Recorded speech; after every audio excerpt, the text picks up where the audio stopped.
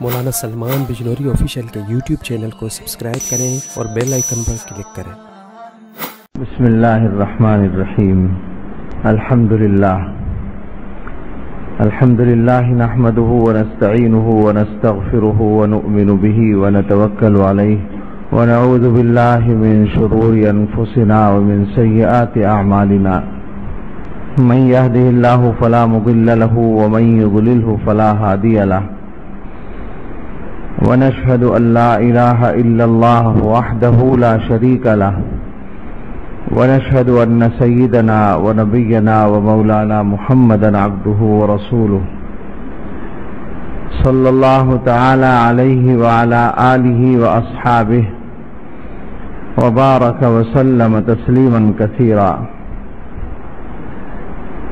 أما بعد فأعوذ بالله من الشيطان الرجيم، بسم الله الرحمن الرحيم، ومن يتق الله يجعل له مخرجا ويرزقه من حيث لا يحتسب ومن يتوكل على الله فهو حسبه إن الله بالغ أمره قد جعل الله لكل شيء قدرا۔ بسم الله الرحمن الرحيم، إنه من يتق ويصبر فإن الله لا يضيع أجر المحسنين۔ بسم الله الرحمن الرحيم، تلك الدار الآخرة نجعلها للذين لا يريدون علوا في الأرض ولا فسادا والعاقبة للمتقين۔ صدق الله مولانا العظيم۔ قال رسول الله صلى الله عليه وسلم، اتق الله حيث ما كنت وأتبع السيئة الحسنة تمحها وخالق الناس بخلق حسن، أو كما قال عليه الصلاة والسلام، سبحان ربك رب العزة عما يصفون وسلام على المرسلين والحمد لله رب العالمين۔ اللهم صل على سيدنا محمد وعلى آل سيدنا محمد وبارك وسلم۔ اللهم صل على سيدنا محمد وعلى آل سيدنا محمد وبارك وسلم۔ اللهم صل على سيدنا محمد وعلى آل سيدنا محمد وبارك وسلم۔ اس وقت اس موضوع پر یا اس صفت پر گفتگو ہوگی جس کا قرآن کریم میں مومن کی صفات میں سب سے زیادہ تذکرہ ہے، اور اللہ تعالی نے اسی کو روزے کا مقصد بھی بتایا ہے، اور وہ ہے تقوی۔ روزے والی آیت آپ سب کو معلوم ہے، یا ایھا الذین آمنوا کتب علیکم الصیام کما کتب علی الذین من قبلکم لعلکم تتقون، اے ایمان والو تم پر روزے فرض کیے گئے جیسے تم سے پہلے لوگوں پر کیے گئے تھے تاکہ تم پرہیزگار ہو جاؤ، تاکہ تم متقی ہو جاؤ۔ تو روزے کا مقصد گویا تقوی حاصل کرنا ہے۔ قرآن کریم میں بے شمار جگہوں پر اللہ رب العزت نے ایمان والوں کو مخاطب کر کے تقوی کا حکم دیا ہے، یعنی الفاظ عام طور پر ہوتے ہیں، یا ایھا الذین آمنوا اتقوا اللہ، اے وہ لوگوں جو ایمان لا چکے ہو اللہ سے ڈرو۔ مطلب یہ ہے کہ تمہارا ایمان لے آنا یہ ایک بات ہوئی، مقصد حاصل ہو گیا، لیکن ایمان لانے کے بعد زندگی گزارنے کا جو معیار ہے مسلمان کے لیے وہ ہے تقوی۔ ایمان بے شک آ گیا، اگر تقوی نہیں آیا تو ایمان کا بھی اعلیٰ معیار حاصل نہیں ہوا۔ تقوی لفظی معنی میں بچنے اور ڈرنے کا نام ہے۔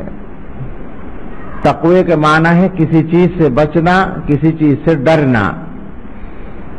اللہ سے ڈرنا اور اللہ کی نافرمانی سے بچنا، یہ تقوی کا خلاصہ ہے۔ قرآن و حدیث پر جتنی آپ نظر ڈالیں گے تو یہ سمجھ میں آئے گا کہ مسلمان کا اللہ کی نظر میں جو معیار ہے وہ تقوی ہے، یعنی اللہ تعالیٰ جس قسم کے مسلمان دیکھنا چاہتے ہیں، اللہ تعالیٰ کا جو مطلوب مسلمان ہے وہ متقی ہے۔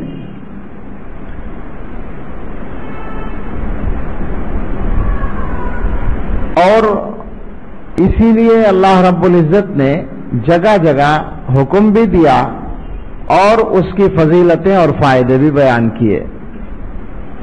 سب سے بڑا فائدہ یا سب سے بڑا جو مقصد ہے وہ یہ ہے کہ آخرت کے درجات، آخرت میں جنت کا یقینی طور پر ملنا، پہلے مرحلے میں ملنا، یہ تقوی پر موقوف ہے۔ ظاہر بات ہے کہ ہمیں جو بتایا گیا ہے قرآن و حدیث میں وہ یہ ہے کہ اگر خدا نہ خواستہ ہم گناہوں بھری زندگی گزارتے ہیں اور توبہ کیے بغیر چلے جاتے ہیں اللہ کے یہاں، تو وہاں سزا ملنے کا اندیشہ ہے، اس لیے کہ جنت پاک لوگوں کی جگہ ہے، وہاں ناپاک آدمی نہیں جا سکتا۔ جو آدمی اپنے ساتھ گناہ لے کر گیا ہے وہ ناپاک ہے، تو اب اس کو پاک کرنے کے لیے اگر جہنم میں ڈالا جائے، کہتے ہوئے بھی ڈر لگتا ہے کہ ہم میں سے کوئی ہے جو اس کی ہمت رکھتا ہو۔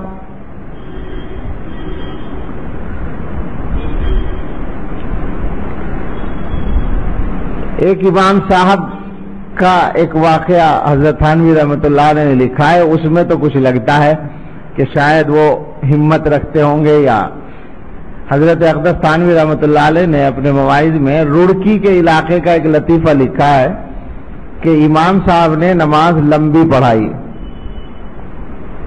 ایسا ہو جاتا ہے کبھی کبھی، باہر صحن میں دھوپ تھی، نمازی پریشان تھے، تو نماز کے بعد کچھ شور ہوا، لوگوں میں تبصرہ ہوا، تو امام صاحب نے پوچھا کیا بات ہے؟ پتہ چلا کہ آپ نے لمبی نماز پڑھائی ہے، لوگ دھوپ میں پریشان ہیں۔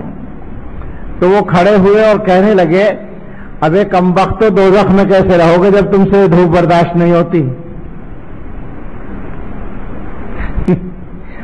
یعنی جیسے دوزخ میں رہنا پکا پروگرام ہے رہنے کا، اور جیسے یہ نماز جو پڑھ رہے ہیں دوزخ میں جانے کے لیے پڑھ رہے ہیں کہ کمبخت تو دوزخ میں کیسے رہو گے جب تم سے دھوپ برداشت نہیں ہوتی۔ تو اس اللہ کے بندے سے کوئی پوچھے کہ دوزخ میں رہنے کا پروگرام کس کا ہے بھائی؟ یہ تو ہم سب یہی چاہتے ہیں کہ اللہ تعالی جہنم سے ہمیں بچا لیں، اس کی تو لپٹ بھی ہمارے لیے برداشت کے لائق نہیں ہے۔ تو تقوی کے بغیر دوزخ سے نجات یقینی نہیں ہے۔ یوں اللہ تعالیٰ اپنے کسی بھی بندے پر کرم فرما دیں، یہ اللہ کے اختیار میں ہے۔ اللہ تعالیٰ بڑے سے بڑے گناہ کو معاف کر دیں، بڑے سے بڑے گناہگار کو فوراً جنت میں بھیج دیں، یہ ہو سکتا ہے، ان کو اختیار ہے۔ بلکہ بعض روایات سے معلوم ہوتا ہے کہ قیامت کے دن ایک وقت ایسا آئے گا کہ اللہ تعالیٰ کی رحمت جوش میں آئے گی۔ شروع کے وقت میں تو اللہ تعالیٰ کی ناراضی کا مرحلہ ہوگا، غصے کا مرحلہ ہوگا، لیکن ایک وقت میں جب مغفرت کا نمبر لگے گا تو بعض علماء نے لکھا ہے کہ شیطان بھی سر اٹھا کر یوں جھانک کر دیکھنے لگے گا کہ شاید میرے نمبر بھی آ جائے۔ اللہ تعالیٰ کی مغفرت و رحمت کا ایسا دریا بہ رہا ہوگا۔ تو اللہ تعالیٰ کی رحمت جس کو اپنے دائرے میں لے لے وہ تو اپنی جگہ، لیکن دنیا میں رہتے ہوئے تو ہمیں ان ضابطوں ہی کو سمجھنا ہے جو اللہ نے ہمیں بتائے ہیں کہ تقوی کی زندگی کے بغیر جنت میں سیدھے جانا یقینی نہیں ہے۔ اور تقوی اگر مل گیا تو پھر انشاءاللہ وسیق الذین اتقوا ربهم الى الجنۃ زمرا، متقیوں کو، اللہ سے ڈرنے والوں کو جنت کی طرف گروہ در گروہ لے جایا جائے گا، اور جب وہ وہاں پہنچیں گے تو دروازے پہلے سے کھلے ہوئے ملیں گے. جیسے مہمان کا اکرام اور اعزاز اسی میں ہوتا ہے کہ اس کو آنے کے بعد دروازہ کھلوانے کی ضرورت نہ پڑے، دروازہ پہلے سے کھلا ہوا ملے. حتی اذا جاؤہا وفتحت ابوابہا، کھل چکے ہوں گے دروازے پہلے ہی. وقال لهم خزنتها سلام علیکم طبتم فادخلوها خالدین، وہاں کے محافظین استقبال کریں گے سلام کر کے اور کہیں گے کہ آ جاؤ بھائی تم اچھے ہو، ہمیشہ کے لیے جنت میں آ جاؤ. تو یہ تقوی والوں کا استقبال ہے. اس لیے دنیا کی زندگی میں رہتے ہوئے ہم سب کو یہ ارادہ کر لینا ہے کہ انشاءاللہ ہم گناہوں سے بچ کر زندگی گزاریں گے. گناہوں سے بچنے کا نام تقوی ہے. جب آدمی تقوی اختیار کرتا ہے تو اس کو کیا ملتا ہے؟ کیونکہ ہم تو انسان جو ہے نا خود غرض ہیں، ہمیں جب تک کوئی فائدہ نظر نہ آئے تو ہم کوئی کام نہیں کرتے. تو اللہ تعالیٰ نے ہمیں فائدے بھی بتائے ہیں. سب سے بڑا فائدہ تو یہی ہے کہ جنت مل جائے گی. قرآن کریم میں ایک جگہ یہ مضمون آیا ہے کہ جہنم کے اوپر سے سب کو گزرنا ہوگا. اس کی وضاحت یہ ہے کہ پل صراط جہنم کے اوپر ہے تو اس سے ہی پار ہونا ہے. وَإِن مِّنكُمْ إِلَّا وَارِدُهَا، آیت میں ہے یہ مضمون. باری تعالیٰ نے فرمایا کہ تم میں سے ہر ایک اس پر جائے گا. کان علی ربک حتما مقضیہ، یہ آپ کے رب کا قطعی فیصلہ ہے. اس کے بعد کیا ہوگا؟ ثم ننجی الذین اتقوا ونذر الظالمین فیہا جثیا، پھر ہم متقیوں کو تو بچا لیں گے، متقی پار ہو جائیں گے، اور ظالموں کو، گناہگاروں کو، مشرکوں کو اس میں گھٹنوں کے بل ڈال دیں گے، چھوڑ دیں گے، وہ اوندھے منہ گر جائیں گے. تو کتنا بڑا فائدہ ہے کہ یہ تقوی پل صراط پر سیدھے پار کرا دے گا. لیکن مجھے یاد آیا سیدنا حضرت علی رضی اللہ تعالیٰ عنہ کا ایک ارشاد. وہ کچھ ایسے فائدے بیان کرتے ہیں جو یہاں بھی حاصل ہوں گے اور ہم جیسا آدمی شاید اسی کے لیے تقوی اختیار کرنے کی کوشش کر لے. حضرت علی رضی اللہ تعالیٰ عنہ فرماتے ہیں من اراد غنم بلا مال وہیبتم بلا سلطان وعزم بلا عشیرت فلیتق اللہ فإن اللہ یأبی ان یذل الا من عصاہ.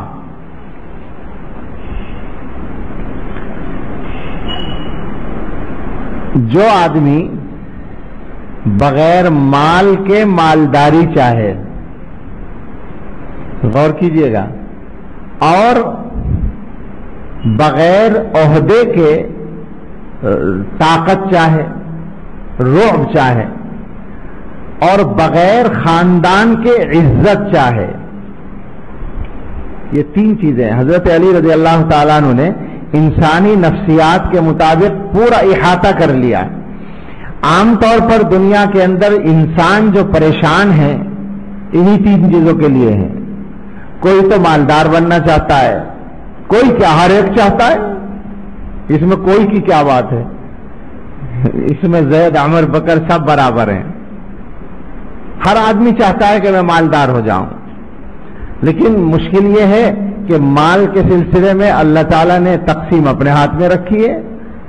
بہت سارے لوگ ہیں جو بڑے قابل ہوتے ہیں مگر پیسہ نہیں ملتا، اور بہت سے لوگوں کو اللہ تعالیٰ چھپر پھاڑ کے دے دیتے ہیں. تو مالدار بننا اپنے اختیار میں نہیں ہے. دوسری چیز، ہر آدمی یہ چاہتا ہے کہ میری بات لوگ مانیں، میرا سماج میں رعب ہو، دبدبا ہو، میری ایک حیثیت ہو، میں جو کہوں وہ مانا جائے، سنا جائے. لیکن دنیا میں عام طور پر یہ بات جو ملتی ہے وہ عہدے سے ملتی ہے. ایک آدمی حاکم ہے تو اس کی بات سنی جاتی ہے، ایک آدمی حاکم نہیں ہے تو نہیں سنی جاتی. ایک آدمی کے پاس عہدہ ہے تو اس کی بات مانی جا رہی ہے، عہدہ ختم ہے کوئی نہیں مانتا. تو اب عہدہ جو ہے وہ بھی ہر آدمی کو نہیں مل سکتا، تو آخر یہ رعب کیسے آئے؟ تیسری چیز یہ ہے کہ ہر آدمی یہ چاہتا ہے کہ اسے عزت ملے. معاشرے میں اس کو ایک مقام حاصل ہو. لیکن دنیا میں انسانوں کا جو مزاج ہے، جو رواج ہے، وہ یہ ہے کہ اگر کسی آدمی کا خاندان اچھا ہے، طاقتور خاندان ہے، اونچا خاندان ہے، تو اس کی تو عزت ہے، اور جو بیچارہ غریب گھرانے کا معمولی خاندان کا ہے اسے کوئی نہیں پوچھتا. تو اب خاندان بھی اپنے اختیار کی چیز نہیں ہے. اللہ نے جہاں پیدا کر دیا وہاں پیدا، اب دوبارہ تو پیدا ہو نہیں سکتے. تو اب سوال یہ ہے کہ آدمی چاہتا ہے عزت جو دنیا میں خاندان سے ملتی ہے، آدمی چاہتا ہے رعب و دبدبہ جو دنیا میں عہدے سے ملتا ہے، آدمی چاہتا ہے مالداری جو پیسے سے آتی ہے، اور یہ تینوں چیزیں اپنے ہاتھ میں نہیں ہیں. تو آخر کام کیسے چلے؟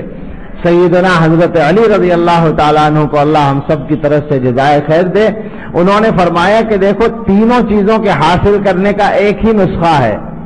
من ارادہ، جو آدمی چاہے بغیر مال کے مالدار بننا، بغیر عہدے کے طاقتور بننا، بغیر خاندان کے عزت چاہے، تو اس کو چاہیے فلیتق اللہ، وہ اللہ سے ڈرے، وہ تقوی کی زندگی گزارے. فإن اللہ یأبی ان یذل الا من عصاہ، اس لیے کہ اللہ تعالی اپنے نافرمان کے علاوہ کسی کو ذلیل کرنا پسند نہیں کرتے. یعنی اگر آدمی تقوی اختیار کر لے تو اللہ تعالیٰ اس کو یہ نعمتیں عطا فرماتے ہیں. اب اس کی تھوڑی سی تشریح بھی کرنی ہوگی، اس لیے کہ ہمارے بہت سے نوجوان یہ سوچتے ہوں گے کہ یہ تو بات سمجھ میں نہیں آئی، بغیر مال کے آدمی مالدار کیسے بنے گا؟ بھائی جب پیسہ ہوگا جبھی تو مالدار کہلائے گا. بہت آسان بات ہے. مالدار ہونے کا مطلب یہ ہے کہ آدمی کو ضرورت نہ رہے، اور آدمی کو اطمینان ہو جائے کہ اگر کوئی ضرورت پڑے گی تو میرے پاس پیسہ ہے. تو کیا آپ یہ سمجھتے ہیں کہ یہ اطمینان بغیر پیسے کے حاصل نہیں ہو سکتا؟ تقوی سے حاصل ہو جاتا ہے. ایک تو یہ اس کی مثالیں ہیں، مثالوں سے بات سمجھ میں آئے گی. ہمارے حضرت کا قصہ ہے، ان کو کسی صاحب نے کچھ ہدیہ دیا. حضرت نے مصلحت سمجھی ہوگی، کچھ قبول نہیں کیا. قبول کرتے بھی ہیں، ہدیہ قبول کرنا سنت بھی ہے، لینے میں کوئی حرج نہیں، لیکن کبھی مصلحت کے خلاف ہو تو روکا بھی جا سکتا ہے. تو حضرت نے واپس کر دیا. تو وہ صاحب جو دینے والے تھے وہ بڑے مالدار تھے، ارب پتی آدمی تھے. حضرت نے واپس کیا یہ کہہ کر کہ آپ ہی رکھ لیں، آپ کو مجھ سے زیادہ ضرورت ہے. تو وہ آدمی کہنے لگا کہ یا اللہ مجھے ضرورت ہے، حضرت مجھے تو اللہ تعالیٰ نے سر سے پیر تک دولت میں ڈھانپ رکھا ہے، مجھے کہاں ضرورت ہے؟ یہ 10-20 ہزار روپے 50,000 آپ کو دے رہا ہوں، پتہ نہیں کتنی رقم تھی، تو یہ تو معمولی رقم ہے میرے لیے، مجھے تھوڑی ضرورت ہے، میں آپ کو دے رہا ہوں. حضرت نے پھر کہا کہ نہیں، آپ کو زیادہ ضرورت ہے مجھ سے، آپ رکھ لیں. ان کا نہیں حضرت مجھے بالکل ضرورت نہیں ہے. تو حضرت نے فرمایا کہ اچھا پھر ایک سوال ہے، سچ بتائیے گا میں جو پوچھوں. ان کا ٹھیک ہے سچ بولوں گا. حضرت نے فرمایا کہ یہ تو آپ مجھے دے رہے ہیں ٹھیک ہے، لیکن اگر اتنی ہی رقم آپ کو کوئی دوسرا آدمی ہدیہ کرے تو آپ قبول کریں گے یا واپس کریں گے؟ ایمانداری سے بتائیں. اس نے کہا سوچ کر کہ میں تو قبول کر لوں گا. تو حضرت نے فرمایا کہ میں واپس کر رہا ہوں اور آپ قبول کر لیں گے، اس کا مطلب ہے آپ کو زیادہ ضرورت ہے. ان کی اصلاح کرنا ہی مقصد ہوگا. حضرت نانوتوی رحمۃ اللہ علیہ کا مشہور واقعہ، حجت الاسلام حضرت مولانا محمد قاسم صاحب نانوتوی رحمۃ اللہ علیہ کا بہت مشہور قصہ ہے کہ وہ چھتے کی مسجد میں بیٹھے تھے. ہمارے یہاں میرٹھ شہر ہے، اس سے متصل ایک گاؤں تھا، اب تو وہ شہر میں شامل ہو گیا، لال کرتی. وہاں کا ایک خاندان تھا جو بہت مالدار لوگ تھے اور دیندار بھی تھے، مالدار کے ساتھ دیندار لوگ بھی تھے. ہم نے زبانی سنا ہے، پڑھا نہیں ہے یہ قصہ، کہ جب مغلیہ سلطنت ختم ہو گئی اور انگریزوں کا قبضہ دلی پر مکمل ہو گیا تو انہوں نے دلی کی جامع مسجد کو بھی نیلام کیا. یہ خباثت دیکھیں آپ انگریزوں کی. باقاعدہ نیلام کیا کہ جو خریدنا چاہے خرید لے. اعلان کیا. یہ میں نے زبانی سنا ہے, بڑے علماء سے بھی سنا ہے. تو خریدنے کے لیے ہندو مسلمان سب پہنچ گئے. ہندوؤں کے بڑے بڑے سیٹھ آئے یہ سوچ کر کے جامع مسجد مل جائے گی, مزہ آ جائے گا. تو بولی لگنی شروع ہوئی. پہلی بولی 1 لاکھ. اس زمانے میں 1 لاکھ بھی بہت ہوتا تھا. دوسری بولی لگی 2 لاکھ, پھر 3 لاکھ, 4 لاکھ, 5 لاکھ. ایک صاحب نے 5 لاکھ بولی لگائی اور 5 پر آ کر رک گئے. اب 5 بھی اس زمانے میں بہت بڑی رقم تھی, تو اب آگے کسی کی ہمت نہیں تھی بولنے کی. یہ جو لال کرتی والے خاندان کے لوگ تھے یہ بھی پہنچے تھے. یہ اس جذبے کے ساتھ پہنچے تھے کہ اللہ کے گھر کو بچانا ہے. تو انہوں نے پہلی بولی ایسی لگائی کہ جس پر بڑے سے بڑا کوئی سیٹھ, بڑے سے بڑا بنیا بھی نہ بول سکے. انہوں نے کہا پہلی بولی 1 کروڑ, ہم 1 کروڑ دیں گے. فوراً ان کے نام پر نیلامی چھوٹ گئی, 1 کروڑ دے دیا اور اللہ کے لیے وقف کر دیا. اس قسم کے لوگ تھے. تو حضرت نانوتوی رحمت اللہ علیہ سے بھی تعلق تھا. عبد الکریم شاید ان کا نام تھا جو اس وقت تھے. وہ آئے, حضرت نے دیکھ لیا دور سے کہ عبد الکریم صاحب آ رہے ہیں, تو شاید حضرت بال بنوا رہے تھے یا کیا تھا, حضرت ایسے ہو گئے جیسے دیکھا نہیں. خیر وہ قریب آ گئے تو ملاقات ہوئی. حضرت نے ملاقات کی, خوشی کے ساتھ بیٹھ گئے, بات چیت ہوئی. اس کے تھوڑی دیر بعد انہوں نے ایک تھیلی نکالی اشرفیوں کی, سونے کے سکے, اشرفیاں, اور کہا کہ حضرت یہ ہدیہ ہے, قبول کر لیجئے. حضرت نے فرمایا کہ مجھے تو ضرورت نہیں. ان کا نہیں حضرت رکھ لیجئے, میں لے کے آیا ہوں. کہا نہیں مجھے ضرورت نہیں ہے, مجھے 10 روپے تنخواہ ملتی ہے. اس زمانے میں 10 روپے تنخواہ ملتی ہے اور اس میں سے بھی کبھی کبھی 1-2 روپے بچ جاتے ہیں, تو میں سوچتا ہوں کہاں خرچ کروں. بالکل سادہ زندگی گزارتے تھے حضرت. وہ کہنے لگے حضرت اگر آپ کو ضرورت نہیں ہے تو آپ کے پاس لوگ آتے ہیں ضرورت مند, آپ ان کو دے سکتے ہیں. تو حضرت نے فرمایا کہ تمہارے پیسے تقسیم کرنے کی ذمہ داری میں کیوں لوں؟ بھائی تمہیں ضرورت مندوں کو دینا ہے تو تم تلاش کرو, ضرورت مندوں کو میرے سر کیوں ڈالتے ہوئے ذمہ داری؟ بے تکلفی بھی تھی. آخر وہ عاجز ہو گئے, انہوں نے سمجھا کہ نہیں لیں گے, وہ چپ ہو گئے. تھوڑی دیر بعد مسافہ کر کے چلے گئے. مگر وہ بھی سچے عاشق تھے اور قریبی تعلق تھا. انہوں نے یہ کیا کہ باہر حضرت کے جو جوتے رکھے ہوئے تھے وہ اشرفیاں جوتوں میں بھر کے چلے گئے, بتایا بھی نہیں. مجلس ختم ہونے پر حضرت اٹھے, اب جوتوں میں پیر رکھا تو پتہ چلا تو بھرے ہوئے ہیں. کیا جھڑ رہا ہے جوتوں سے؟ 10 روپے تنخواہ پانے والے آدمی کے جوتوں سے سونے کے سکے جھڑ رہے ہیں. حضرت ہنس پڑے. حضرت نے فرمایا کہ بھائی دنیا والے بھی دنیا کماتے ہیں اور ہم بھی دنیا کماتے ہیں. ظاہر ہے ہمارا کام دنیا میں بغیر دنیا کے تھوڑی چلے گا, ہمیں بھی چاہیے, لیکن کمانے کے انداز الگ الگ ہیں. دنیا والے دنیا کے قدموں میں پڑتے ہیں اور ہمارے قدموں میں خود دنیا پڑتی ہے. بات سمجھ میں آ گئی نا؟ بغیر پیسے کی مالداری ایسی ہوتی ہے. دل میں لالچ نہیں ہونا چاہیے. حضرت تھانوی رحمت اللہ علیہ, حضرت حکیم الامت, بے شک ہدیہ لیتے تھے, بہت ہدیہ آتا تھا, خرچہ عام طور سے اسی سے چلتا تھا. لیکن یہ بھی تھا کہ ایک نواب صاحب نے 1 لاکھ روپیہ ہدیہ دینا چاہا. حضرت نے اپنے اصول کے خلاف تھا اس لیے واپس کر دیا. 1 لاکھ اس زمانے میں, اب سے 100 برس پہلے کی بات ہوگی, پتہ نہیں اربوں روپے کے برابر بنے گا, کروڑوں یعنی کتنے کروڑ بنے گا. تو اب ان کو برا لگا ہدیہ واپس کرنے میں, ان کو اپنی توہین محسوس ہوئی. ہم نے تو اتنا بڑا ہدیہ دیا اور یہ اللہ کے بندے ہیں, عجیب آدمی ہیں. تو انہوں نے کہا کہ حضرت ایسا مرید نہیں ملے گا جو 1 لاکھ روپیہ ہدیہ دے. یہ لکھا.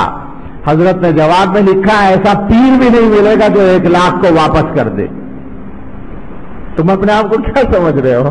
ایسا پیر بھی نہیں ملے گا جو 1 لاکھ کو واپس کر دے. یہ ہے وہ بغیر مال کی مالداری، دل بے نیاز ہے، پیسہ چاہے ہو یا نہ ہو.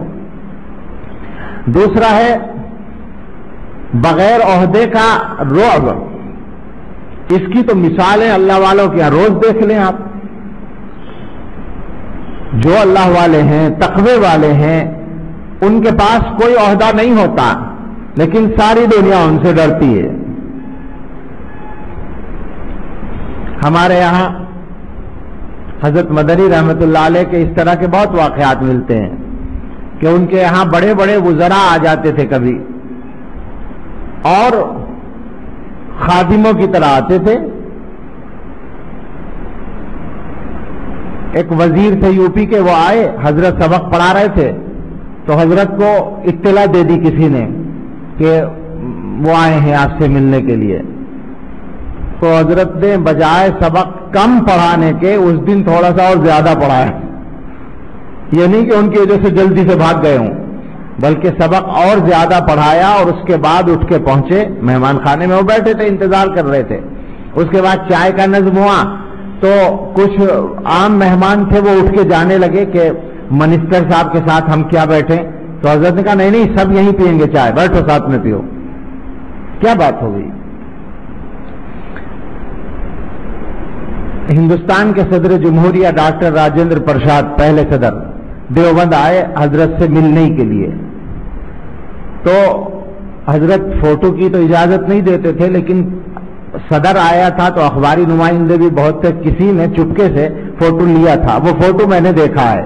تو اس میں یہ ہے کہ حضرت مدنی رحمت اللہ علیہ تکیے سے ٹیک لگائے ہوئے بیٹھے ہیں اور صدر جمہوریہ ان کے سامنے بڑے ادب کے ساتھ سر جھکائے بیٹھے ہیں. یہ ہم نے فوٹو دیکھا ہے. حضرت گنگوہی رحمت اللہ علیہ کے یہاں نواب چھتاری تھے. دیندار آدمی تھے لیکن تھے نواب، بڑی ریاست تھی چھتاری کی. کھانے کا وقت ہوا تو حضرت شیخ الہند مولانا محمود حسن صاحب رحمت اللہ علیہ بھی آئے ہوئے تھے. اور ظاہر ہے کہ حضرت گنگوہی کے وہ شاگرد بھی تھے، خلیفہ بھی تھے، تو حضرت کے سامنے اپنے آپ کو کچھ نہیں سمجھتے تھے. انہوں نے یہ سوچا کہ اب نواب صاحب کھانا کھائیں گے تو ہم مولوی ملا لوگ ساتھ میں بیٹھیں گے، پتہ نہیں اچھا لگے گا یا نہیں لگے گا. تو حضرت شیخ الہند چپکے سے کھسک گئے. حضرت کی نظر پڑی جب وہ دروازے تک پہنچ گئے تو حضرت گنگوہی رحمت اللہ نے فرمایا کہ مولوی محمود تم کہاں چلے؟ سمجھ گئے حضرت کہ یہ نواب صاحب کی وجہ سے اٹھ کے جا رہے ہیں. تو حضرت نے فرمایا کہ مولوی محمود حسن تم کہاں چلے؟ ارے بھائی آؤ، اگر نواب صاحب کو تمہارے ساتھ بیٹھنا ناگوار ہوگا تو نواب صاحب اٹھیں گے، تم کیوں اٹھو گے؟ کیا بات ہے! یہ بات کون کہہ سکتا ہے جس کا ڈر اور رعب نواب کے دل میں بھی ہو، بادشاہ کے دل میں بھی ہو.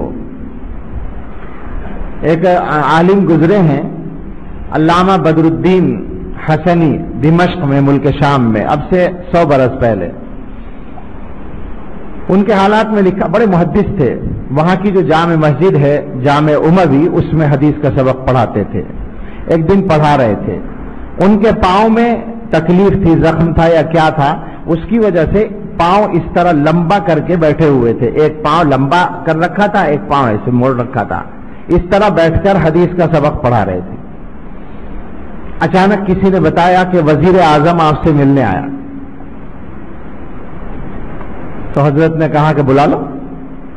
وہیں مسجد میں بیٹھے ہیں، وزیر اعظم آ رہے ہیں ملنے کے لیے. حضرت نے کہا بلا لو. آدمی نے جا کے کہہ دیا کہ آ جائیے، اجازت ہے. آ گئے. طلبا کو بھی منع کر دیا کہ کوئی کھڑا نہ ہو، اور خود تو کھڑا ہونے کا کوئی سوال ہی نہیں تھا، تکلیف بھی تھی. بیٹھ گئے. آ کر کچھ بات چیت کی اور تھوڑی دیر بیٹھنے کے بعد چلے گئے. کچھ مشورہ ان کو شاید کرنا تھا یا مسائل پوچھنے تھے. جب وہ چلے گئے تو بعض لوگوں کو یہ بات محسوس ہو رہی تھی اندر اندر کہ وزیر اعظم آیا تھا، کم سے کم طلبہ ہی کو استقبال کے لیے بھیج دیتے یا کم سے کم خود کھڑے ہو کر معانقہ کر لیتے. یہ تو کیا کرتے، پیر جو تھا وہ بھی ویسے ہی رکھا، اسے بھی نہیں سمیٹا، وہ اب وزیر اعظم سامنے بیٹھا ہے اور پیر پھیلا رکھا ہے. تو ہو سکتا ہے لوگ ڈر رہے تھے، ہو سکتا ہے وزیر اعظم کو برا لگا ہو، لیکن تھوڑی دیر کے بعد وزیر اعظم کا نمائندہ آیا ایک تھیلی میں ایک رقم لے کر کہ یہ 1000 دینار ہیں، آپ کو وزیر اعظم نے ہدیہ بھیجا ہے. حضرت نے فرمایا کہ واپس لے جاؤ اور وزیر اعظم سے جا کر کہو کہ الذی یمد رجلہ لا یمد یدہ، جو اپنا پیر پھیلایا کرتا ہے وہ ہاتھ نہیں پھیلایا کرتا. جس کے اندر یہ دم ہے، یہ طاقت ہے کہ وزیر اعظم کے سامنے پیر پھیلا کر بیٹھ سکے، وہ ہاتھ نہیں پھیلائے گا، واپس لے جاؤ. تیسری چیز ہے عزت، جس کو عام طور سے خاندان سے جوڑا گیا ہے. اس کی تو اور زیادہ مثالیں ہماری اس امت میں مل جائیں گی. کتنے معمولی گھرانوں کے بچے دین کا علم حاصل کر لیتے ہیں، تقویٰ ان کے اندر آ جاتا ہے، تو بڑے بڑے خاندانوں کے لوگ ان کے جوتے اٹھانا اپنی سعادت سمجھتے ہیں.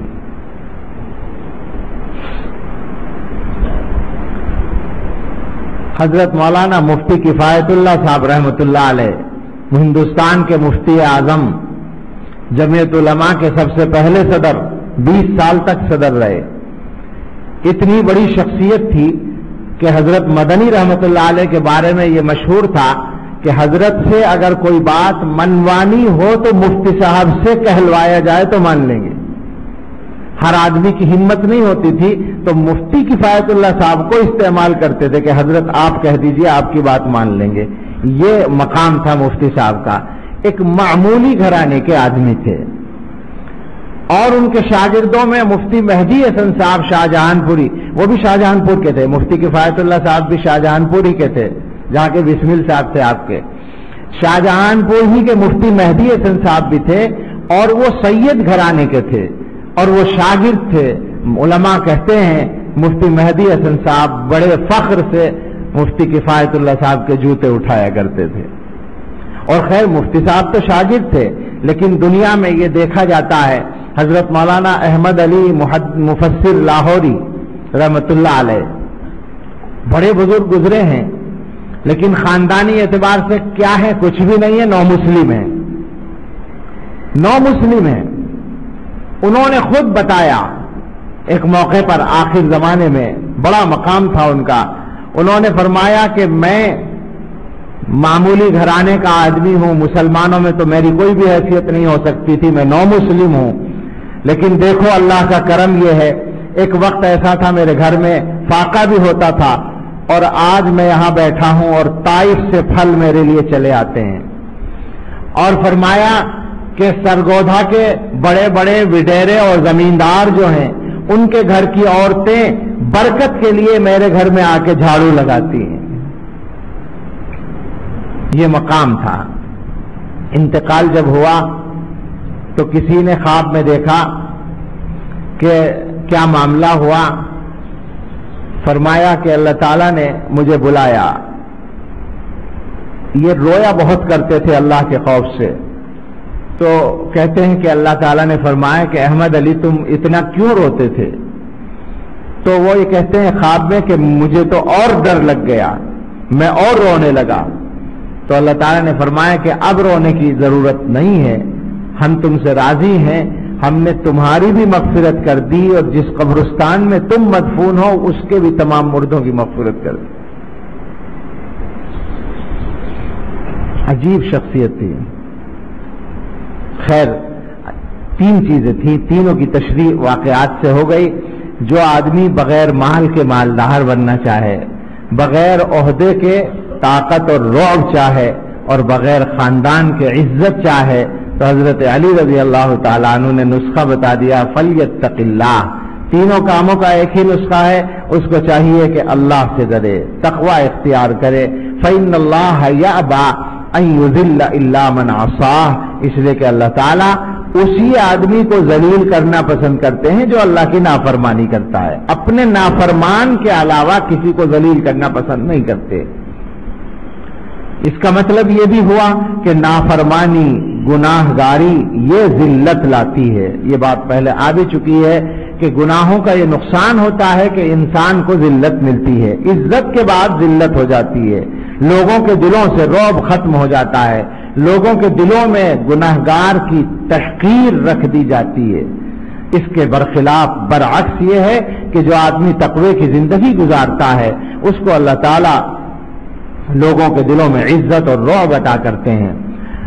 اور ایک خاص انعام جو تقوی کا مشہور آیت ہے اس کو بیان کیا گیا، وَمَن يَتَّقِ اللَّهَ يَجْعَل لَّهُ مَخْرَجًا. جو آدمی اللہ سے ڈرتا ہے اللہ تعالیٰ اس کے لیے تنگی سے نکلنے کا راستہ بنا دیتے ہیں. کوئی بھی مسئلہ پیش آتا ہے اللہ تعالیٰ آسانی کے ساتھ اس کو نکال دیتے ہیں. وَيَرْزُقْهُ مِنْ حَيْثُ لَا يَحْتَسِبُ. اور ایسی جگہ سے اس کو عطا کرتے ہیں، روزی بھی دیتے ہیں، سب کچھ دیتے ہیں کہ اس کو گمان بھی نہیں ہوتا کہاں سے آ جائے گا. ایک جگہ اسی میں ہے وَمَن يَتَوَكَّلْ عَلَى اللَّهِ فَهُوَ حَسْبُهُ. جو اللہ پہ بھروسہ کرتا ہے تو اللہ اس کے لیے کافی ہوتا ہے. ایک جگہ اور یہ ارشاد فرمایا گیا اور وہ عجیب موقع ہے، اس کے بیان کا تو وقت نہیں ہے، اشارہ کرنا کافی آپ سمجھیں گے. حضرت یوسف علیہ السلام کا واقعہ، پورا واقعہ بیان کیا قرآن نے، کتنی تفصیل سے بیان کیا.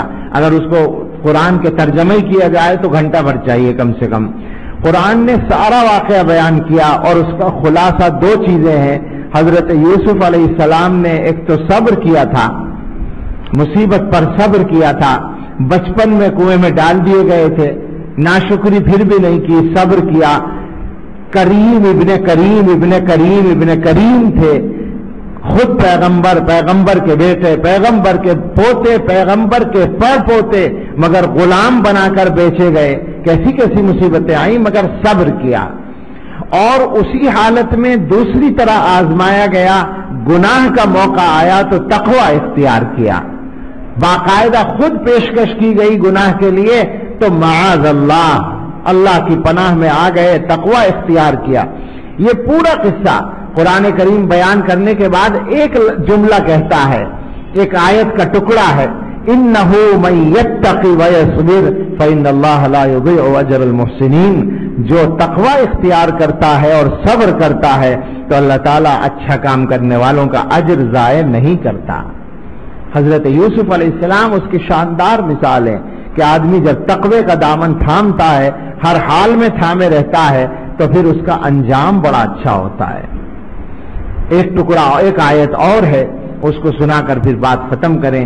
اللہ رب العزت نے فرمایا تلک الدار الآخرة نجعلها للذین لا یریدون علوا فی الارض ولا فسادا والعاقبۃ للمتقین. یہ جو آخرت کا گھر ہے، یہ جو آخرت کی کامیابی ہے، یہ ہم ان لوگوں کے لیے مقرر کرتے ہیں جو زمین میں بلندی نہیں چاہتے، فساد نہیں چاہتے، اپنے آپ کو بڑا بنانے کی فکر نہیں کرتے، دنیا میں اللہ کا بندہ بن کر رہتے ہیں اور فساد نہیں کرتے. اور انجام، اچھا انجام تو تقوی والوں کا ہوتا ہے. اللہ رب العزت ہم سب کو تقوی کی زندگی عطا فرما دے اور وہی انجام جو تقوی والوں کے لیے جس کا وعدہ کیا گیا اللہ ہم سب کے لیے وہ مقدر فرما دے. آمین. وآخر دعوانا ان الحمد للہ رب العالمین.